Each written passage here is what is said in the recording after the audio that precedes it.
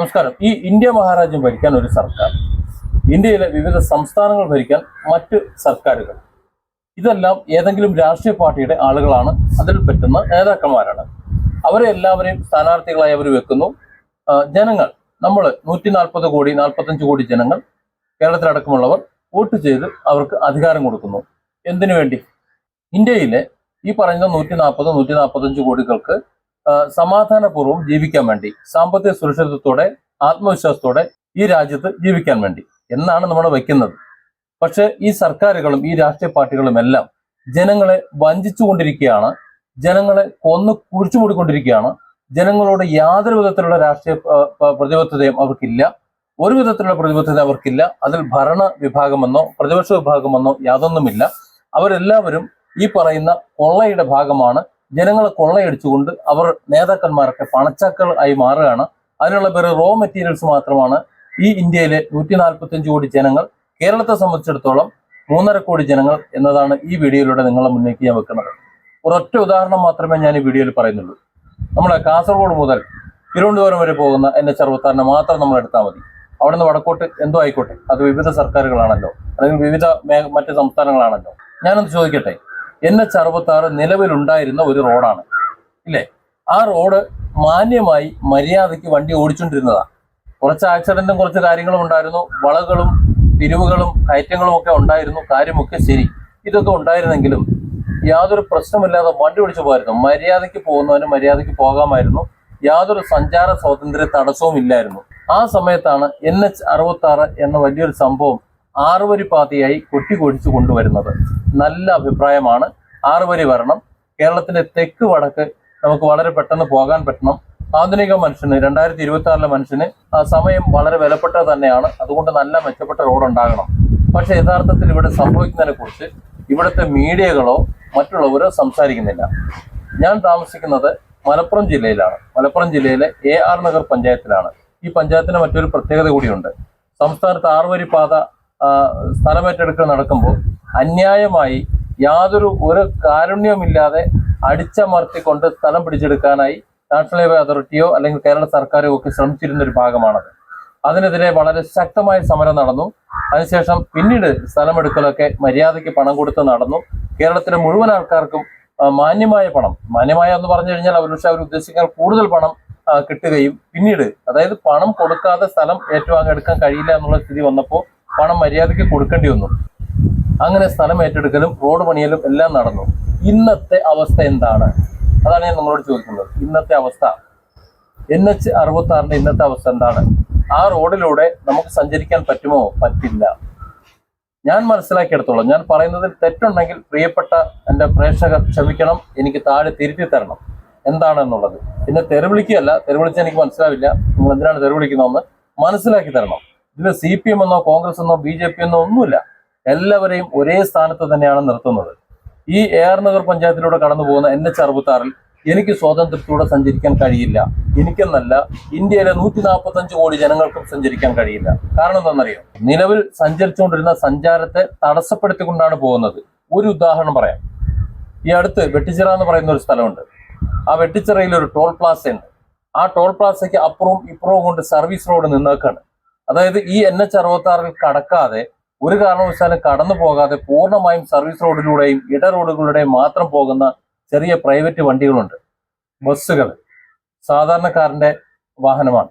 ആ വാഹനം ഈ ടോൾ ഗേറ്റിന്റെ ഭാഗത്തെത്തുമ്പോൾ മാത്രം, വേറെ റോഡില്ലാത്തത് കൊണ്ട് ടോളിലൂടെ കടന്നു മാത്രമേ പോകാൻ പറ്റൂ. അതായത് NH-66 ഒരു കാരണവശാലും ഉപയോഗിക്കാത്ത, ഒരു തരത്തിലും ഉപയോഗിക്കാത്ത വാഹനങ്ങളാണ് ഈ പറഞ്ഞ വാഹനങ്ങൾ. കാരണം കുറഞ്ഞ കിലോമീറ്റർ മാത്രമേ അങ്ങോട്ടും ഇങ്ങോട്ട് പോകുന്നുള്ളൂ. ഒരു 5-10 കിലോമീറ്റർ അങ്ങോട്ടും ഇങ്ങോട്ട് പോകുമ്പോൾ ഒരു ദിവസം തന്നെ 5-10 ചാലുണ്ട് അങ്ങോട്ടും ഇങ്ങോട്ട് പോകുന്നുണ്ട്. അതൊക്കെ ഈ ടോളിൽ കൂടെ കടന്നു പോകണമെന്നുണ്ടെങ്കിൽ നിങ്ങൾ ആലോചിച്ച് നോക്കൂ. ഓരോ ടോളിനും 100 ചില്ലാൻ രൂപ, ഏതാണ്ട് 10,000-3,000 രൂപ അവർക്ക് വേണം. ആകെ 3,000 അവർക്ക് കിട്ടുന്നില്ല. 2,000-2,500 രൂപയ്ക്ക് താഴെ 1,000 രൂപയ്ക്കൊക്കെയാണ് അവർക്ക് ആകെ വരുമാനം കിട്ടുന്നത്. ആ സ്ഥാനത്ത് 3,000 രൂപ കൊടുക്കേണ്ടി വരുന്നു ബസ്സിന്. ഞാൻ അവർക്ക് വേണ്ടി അനുകൂലിച്ചല്ല. ഞാൻ മനസ്സിലാക്കിയെടുത്തോളം ഇത് അനീതിയാണ്, ഇത് തെമ്മാടിത്തരമാണ്, ഇത് കൊള്ളയാണ്. കേന്ദ്ര സർക്കാരും കേരള സർക്കാരും നാഷണൽ ഹൈവേ അതോറിറ്റിയും എല്ലാം ഇന്ത്യയിലെ ജനങ്ങളെ കൊള്ളയടിച്ചുകൊണ്ടിരിക്കുകയാണ്. സത്യത്തിൽ ഈ പഴയ റോഡ്, ഒരു സംവിധാനത്തെ അത് പുതുക്കി റെഡിയാക്കി വെച്ചിട്ട് ടോൾ പിരിക്കുകയാണോ വേണ്ടത്? ആ സംവിധാനത്തിന് പുറമെ നല്ല രീതിയിൽ വളരെ പെട്ടെന്ന് പോകാൻ കഴിയുന്ന നല്ലൊരു റോഡ് ഉണ്ടാക്കിയിട്ട് ആ സൗകര്യം നിങ്ങൾക്ക് ഉപയോഗിക്കണമെന്നുണ്ടെങ്കിൽ ഇത്ര രൂപ നിങ്ങൾ ടോൾ കൊടുക്കണം, നിങ്ങൾ അല്ലെങ്കിൽ നിങ്ങൾ പഴയ സൗകര്യം ഉപയോഗിച്ച് വയ്ക്കോ. അങ്ങനെയല്ലേ അതിന്റെ കാര്യം എന്ന് പറയുന്നത്. നമുക്ക് വേണമെങ്കിൽ പുതിയ കാര്യം ചൂസ് ചെയ്യാം. ഇവിടെ കീപാഡ് ഫോൺ നമ്മൾ ഉപയോഗിക്കുന്നുണ്ട് ഇല്ലേ, ആൻഡ്രോയിഡ് ഫോൺ ഉപയോഗിക്കുന്നുണ്ട്. ഈ ആൻഡ്രോയിഡ് ഫോൺ വേണമെന്നുണ്ടെങ്കിൽ ഉപയോഗിച്ചാൽ മതിയല്ലോ. അതല്ല, നിങ്ങൾ കീപാഡ് ഫോൺ ഉപയോഗിക്കാൻ പാടില്ല, ആൻഡ്രോയിഡ് ഫോണെ നിങ്ങൾ ഉപയോഗിക്കാൻ പാടുള്ളൂ എന്ന് മന്ത്രി ഗണേഷ് കുമാർ പറയുന്ന പോലുള്ള ഏതെങ്കിലും മൂരാച്ച നയങ്ങൾ മറ്റെവിടെയെങ്കിലും ഉണ്ടോ? എനിക്കറിയാൻ വയ്യ. ഒരു പക്ഷേ നിങ്ങൾക്ക് സംശയം ഉണ്ടാവും. അതായത് RC വരുന്നത് ഇപ്പോൾ ഇങ്ങനെയാ, ഡിജിറ്റലായിട്ടാ. അപ്പോൾ ഡിജിറ്റലായിട്ട് കാണിച്ചു കൊടുക്കുന്ന സ്മാർട്ട് ഫോൺ ആണല്ലോ, മനസ്സിലായില്ലേ? അതും ഈ പറയുന്ന തട്ടിപ്പിൽ വരും. അത് നമുക്ക് പിന്നീട് സംസാരിക്കാം. ഇപ്പൊ നമ്മൾ ഈ റോഡിന്റെ ക്ലാരിഫിക്കേഷൻ ഒന്ന് കഴിയട്ടെ. അതായത് ഈ റോഡ് എന്ന് പറയുന്നത് NH66 എന്ന് പറയുന്നത് എത്രയോ കാലമായി മര്യാദയ്ക്ക് ആൾക്കാർ പോകാൻ കഴിയുന്ന, ടോളൊന്നും ഒരു വിഷയമില്ലാതെ ഉള്ള സൗകര്യം കൊണ്ട് ഓടുന്ന ഒരു റോഡാണ്. അതിന്റെ സ്ഥാനത്ത് പുതിയതായി സ്ഥലം കണ്ടെത്തി മെച്ചപ്പെട്ട റോഡ് സൗകര്യങ്ങൾ ഉണ്ടാക്കി ആ റോഡ് ഉപയോഗിക്കണമെന്നുണ്ടെങ്കിൽ നിങ്ങൾക്ക് ഇത്ര രൂപ തരണം, ഇല്ലെങ്കിൽ നിങ്ങൾ പഴയ സംവിധാനം ഉപയോഗിച്ചോളൂ എന്ന് പറയുന്നതാണ് മര്യാദ. അതാണ് മര്യാദ എന്ന് പറയുന്നത്. എന്നാൽ ആ സ്ഥാനത്ത് നിങ്ങൾ ഉപയോഗിച്ചിരുന്ന സാധനത്തെ തടസ്സപ്പെടുത്തിയിട്ട് അത് അവർക്ക് തോന്നും പോലെ വെച്ചിട്ട് ഇനി നിങ്ങൾ ഇത്ര രൂപ തന്നിട്ട് ഓടിയാൽ മതി എന്നാ പറയുന്നത്. അതായത് തിരുവനന്തപുരത്തേക്ക് ഒരുത്തൻ കാർ ഓടിച്ച് പോകണമെന്നുണ്ടെങ്കിൽ ഇത്ര രൂപ ടോൾ ഉണ്ടെങ്കിൽ നീ പോയാൽ മതി എന്ന് പറയുന്നത് കൊള്ളയല്ലാതെ പിന്നെ എന്താണ്? പോകാൻ വേറെ വഴി വേണ്ടേ? അതായത് ഒരു വഴിയുമില്ല, ഉള്ള വഴി അടച്ചു വെച്ചിട്ട് നിനക്ക് ഇതുവഴി പോകണമെന്നുണ്ടെങ്കിൽ നീ പണം അടച്ചിട്ട് പോയാൽ മതി എന്ന് പറയുന്നത് കൊള്ളയാണ്. അത് കൊള്ള എന്ന് പറഞ്ഞാൽ ശുദ്ധമായ കൊള്ളയാണ്. അത് കേന്ദ്ര സർക്കാരും കേരള സർക്കാരും ഇവിടുത്തെ NH അതോറിറ്റി ആരെന്ന് വെച്ചാൽ അവരെല്ലാവരും എന്താ പറയാ, കൊള്ളയടിക്കാൻ വേണ്ടി കൂട്ടിക്കാണ്. അതായത് ജനങ്ങൾക്ക് പട്ടിയുടെ വില പോലും ഇവർ കൊടുക്കുന്നില്ല എന്നാണ് മനസ്സിലാക്കേണ്ടത്. ജനങ്ങൾക്ക് പട്ടിയുടെ വില പോലും ഇവിടുത്തെ ഒരു രാഷ്ട്രീയ പട്ടിയും കൊടുക്കുന്നില്ല. വോട്ട് ചെയ്യാൻ കോലം തൂക്കി നിങ്ങൾ പോകുന്നുണ്ടല്ലോ കുത്താൻ വേണ്ടിയിട്ട്. നിങ്ങൾ ഏതെങ്കിലും ഒരു സ്ഥാനാർത്ഥിയെ നിങ്ങൾക്ക് നിശ്ചയിക്കാൻ പറ്റുമോ? ഇല്ല. യുവമാർക്ക് എല്ലാവരും കൂടെ കട്ട് തിന്നാൻ വേണ്ടിയിട്ടുള്ള ഒരു ചട്ടങ്ങൾ മാത്രമാണ് ഇവിടുത്തെ സാധാരണക്കാർ ജനങ്ങൾ എന്ന് ഈ ഒരു ഒറ്റ ഉദാഹരണത്തിൽ തന്നെ നിങ്ങൾക്ക് മനസ്സിലാവും. ഇനി അതല്ല, നമ്മുടെ NH66 കേരളത്തിലൂടെ പോണ കയറ്റവും ഇറക്കവും വളകളും അപകട സാധ്യതയുള്ളതുമായിട്ടുള്ള റോഡ് അതങ്ങനെ നിലനിർത്തിക്കൊണ്ട് പിന്നീട് ഒരു പുതിയ റോഡ്, നല്ല ഒരു റോഡ്, കയറ്റവും ഇറക്കവും ഇല്ലാത്തൊരു പുതിയ റോഡ് അവർ സ്ഥലം ഏറ്റെടുത്തുകൊണ്ട് നിർമ്മിക്കുകയാണ്. അങ്ങനെ സ്ഥലം ഏറ്റെടുത്തുകൊണ്ട് ഒരു പുതിയ റോഡ്, ഇനി നിലവിലുള്ള റോഡിന്റെ മേലെ കൂടെ അവർ പാലം നിർത്തിയിട്ടുണ്ടാക്കിക്കോട്ടെ, എന്നാലും കുഴപ്പമില്ല. അങ്ങനെ ഒരു പുതിയ റോഡ് നിർമ്മിച്ച ശേഷം ആ റോഡിൽ കൂടെ നിങ്ങൾക്ക് എളുപ്പത്തിൽ പോകണമെന്നുണ്ടെങ്കിൽ ഇത്ര രൂപ ടോൾ കൊടുക്കണം. അത് വേണമെങ്കിൽ കുറച്ച് കൂട്ടിയെടുത്തോട്ടെ. ഇപ്പോൾ ഉള്ളതിന്റെ ഏതാണ്ട് 1500 രൂപ 1600 രൂപ നമുക്ക് തിരുവനന്തപുരത്തേക്ക് വേണമെന്നുണ്ടെങ്കിൽ എനിക്ക് ടോൾ വരും. അതെനിക്ക് പ്രശ്നമൊന്നുമല്ല, നല്ല റോഡല്ലേ, നല്ല റോഡാണ്, നമുക്ക് പോകാൻ കൊടുക്കാം. പക്ഷേ പ്രാദേശികമായിട്ടുള്ള യാത്രാ സൗകര്യങ്ങൾ, നിലവിലുള്ള സൗകര്യങ്ങൾ തടസ്സപ്പെടുത്തിയിട്ട് ഈ രീതിയിൽ പിരിക്കുന്നത് കൊള്ള എന്നല്ലാതെ പിന്നെ എന്താ പറയുന്നത്? എന്താ ഇവിടുത്തെ കേരള സർക്കാരും കേന്ദ്ര സർക്കാരും ഇവിടുത്തെ പ്രതിപക്ഷവും ഇവിടുത്തെ രാഷ്ട്രീയ നേതാക്കന്മാരും ഒരുത്തനും മിണ്ടാത്ത എന്താ? ഞാൻ ഈ പറഞ്ഞ സത്യമല്ലേ? നിങ്ങളൊന്ന് ആലോചിച്ച് നോക്ക്. നിലവിലെ സൗകര്യങ്ങൾക്ക് ചുങ്കം പിരിക്കുന്നതാണോ അതോ നിലവിലെ സൗകര്യങ്ങൾക്ക് കൂടുതലുള്ള സൗകര്യങ്ങൾ ഉണ്ടാക്കി വെച്ച ശേഷം അത് ഉപയോഗിക്കണമെന്നുണ്ടെങ്കിൽ നിങ്ങൾ കാശ് കൊടുക്കണമെന്നാണോ? പണ്ട് വെച്ചാൽ കോല് തൂക്കിച്ചുള്ള ആന്റിന ഉണ്ടല്ലോ, അതിപ്പോ വെച്ചാലും ദൂരദർശനം കിട്ടും. അത് മതിയെന്നുണ്ടെങ്കിൽ കോല് വെക്കട്ടെ. ഡിഷ് വെച്ച് കഴിഞ്ഞാൽ ഇപ്പോൾ ഡിഷിൽ നമുക്ക് TV കിട്ടുന്നുണ്ട്, ഒരുമാതിരിയുള്ളതൊക്കെ കിട്ടുന്നുണ്ട്.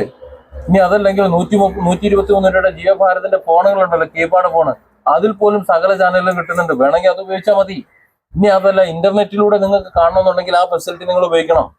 നിങ്ങൾ അതിനേക്കാളും കൂടുതൽ സൗകര്യം വേണമെങ്കിൽ നിങ്ങൾ ഉപയോഗിക്കണം. നിങ്ങൾ ബസ്സിൽ പോയാൽ മതി എന്നുണ്ടെങ്കിൽ അതിൽ പൊയ്ക്കോ. ഇനി നടന്നു പോകാനാണെങ്കിൽ അങ്ങനെ പൊയ്ക്കോ. ഇനി കാറ് വാങ്ങി പോകണമെങ്കിൽ നിങ്ങൾ അങ്ങനെ പൊയ്ക്കോ. ഇനി അതല്ല, ഫ്ലൈറ്റ് ഉണ്ടാക്കിയ ശേഷം നിങ്ങൾ അതിൽ മാത്രം പോയാൽ മതി, ഇത്ര രൂപ ഉണ്ടെങ്കിൽ മാത്രം പോയാൽ മതി എന്ന് പറയുന്നത് ഗുണ്ടായിസമാണ്. അതായത് ഇവിടെയുള്ള ഭരണകർത്താക്കൾ, കേന്ദ്രത്തിലും കേരളത്തിലുമുള്ള എല്ലാ രാഷ്ട്രീയ നേതാക്കന്മാരും രാഷ്ട്രീയ പ്രതിനിധികളായിട്ട് നിൽക്കുന്നവരും ജനങ്ങളുടെ പ്രതിനിധിയായിട്ട് നിൽക്കുന്ന മുഴുവൻ ഗുണ്ടകളാണ് എന്ന് പറയാതിരിക്കാൻ നിവൃത്തിയില്ല.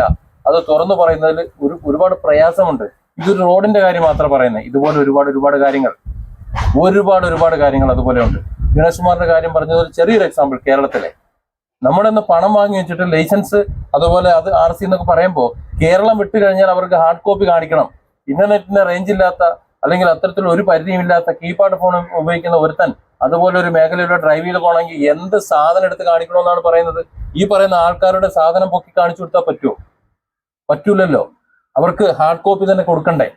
അപ്പോൾ ഈ കാശ് വാങ്ങി വെച്ചിട്ട് അതിനകത്ത് ചിപ്പുള്ള കൃത്യമായി പ്രിന്റ് ചെയ്ത് കൊടുക്കാനുള്ള സംവിധാനം ഇവിടെ ഉണ്ടാക്കിയല്ലേ വേണ്ടത്. അല്ലാതെ അതിന് കഴിവില്ലാഞ്ഞിട്ട് ആ കഴിവില്ല എന്ന് പറയുന്നതിന് പകരം ഞങ്ങളിത് ഡിജിറ്റലായി എന്ന് പറയുന്നതാണോ ശരി? ആണോ? അല്ല. അപ്പൊ ഗണേഷ് കുമാർ മോശമൊന്നുമല്ല. ഞാൻ പറയുന്നത് നരേന്ദ്രമോദി മുതൽ ഗണേഷ് കുമാർ വരെയുള്ള മുഴുവൻ ആൾക്കാരുടെ കഥയാണ്. നിലവിലുള്ള സൗകര്യത്തിന് പുറമെ അഡീഷണൽ സൗകര്യങ്ങൾ ഒരുക്കിയതിനു ശേഷം അതിന് ചുങ്കമോ മറ്റ് സർവീസ് ചാർജുകളോ മറ്റെന്തെങ്കിലും വാങ്ങിയാൽ അതിനെയാണ് സർവീസ് എന്ന് പറയാൻ പറ്റുന്നത്. അതിനെയാണ് നമുക്ക് പുരോഗമനം എന്ന് പറയുന്നത്. അല്ലാതെ നിലവിലുള്ളതിനെ മുഴുവൻ തടയിട്ടിട്ട് ഇനി നിങ്ങൾ ഇങ്ങനെ ജീവിച്ചാൽ മതി എന്ന് പറയുന്നത് ചമ്മന്തിയും ചോറും നിന്ന് ജീവിക്കുന്ന സാധാരണ കൂലിപ്പണിക്കാരൻ്റെ കൂടെ എപ്പോഴും ഉണക്കമീനും ഒക്കെ കഴിച്ചുകൊണ്ട് ജീവിക്കുന്ന ആൾക്കാർ. അവനോട് നാളെ മന്തി തിന്നാ മതി എന്ന് പറഞ്ഞിട്ട് അതിനുള്ള കാശുണ്ടാക്കേണ്ട മന്തി മാത്രമേ തിന്നാൻ പാടുള്ളൂ എന്ന് പറഞ്ഞാൽ എന്തായിരിക്കും അവസ്ഥ? ആ ഒരു അവസ്ഥയാണിത്. ഇതാണ് ഞാൻ പറഞ്ഞത്, ഈ ഇന്ത്യ മഹാരാജ്യത്തിൽ ഈ ഇന്ത്യയിൽ ജീവിക്കുന്ന ജനങ്ങൾക്ക്, സാധാരണക്കാർക്ക് പട്ടിയുടെ വില പോലും ഇവിടുത്തെ നേതാക്കന്മാർ, ഇവിടുത്തെ രാഷ്ട്രീയ പ്രതിനിധികൾ കൽപ്പിക്കുന്നില്ല എന്ന്. Different angles. Don't forget to subscribe and support this channel.